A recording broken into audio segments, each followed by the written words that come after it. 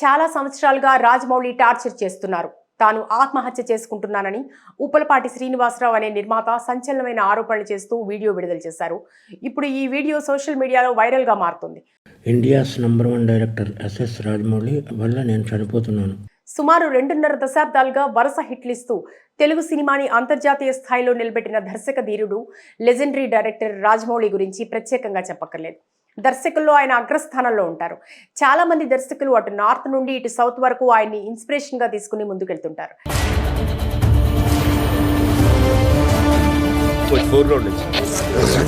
సినీ సెలబ్రిటీలైతే ఆయన సినిమాల్లో ఒక చిన్న పాత్ర వచ్చినా చాలనుకుంటారు. అది రాజమౌళి క్రేజ్.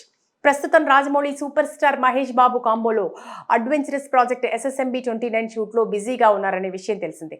రీసెంట్గా అల్యూమినియం ఫ్యాక్టరీలో ఫస్ట్ షెడ్యూల్ కంప్లీట్ చేసుకుని త్వరలో ఆఫ్రికా షెడ్యూల్ కోసం అక్కడికి వెళ్ళడానికి మూవీ టీం సిద్ధమవుతోంది. దీనికి సంబంధించిన ఏర్పాట్లు కూడా రాజమౌళి పకడ్బందీగా ప్లాన్ చేశారని సమాచారం.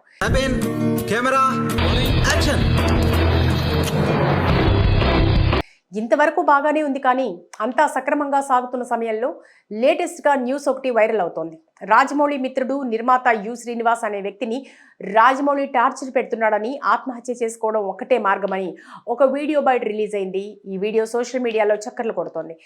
India's number 1 director SS Rajamouli వల్ల నేను చనిపోతున్నాను. అయితే ఈ వీడియోలో రాజమౌళి స్నేహితుడు నిర్మాత శ్రీనివాసరావు ఏం మాట్లాడారో చూస్తే, తనకు రాజమౌళికి పరిచయం 1990 సంవత్సరం అని, దాదాపుగా 34 సంవత్సరాల స్నేహితులుగా అనుబంధం ఉందని చెప్పారు.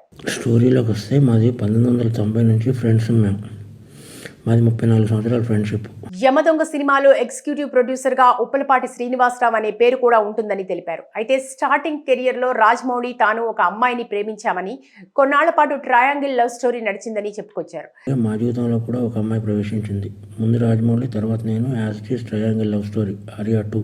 ఈ లవ్ సీక్రెట్ ఎవరికి చెప్పొద్దని రాజమౌళితో అంగీకారం కుదిరిందని చెప్పారు.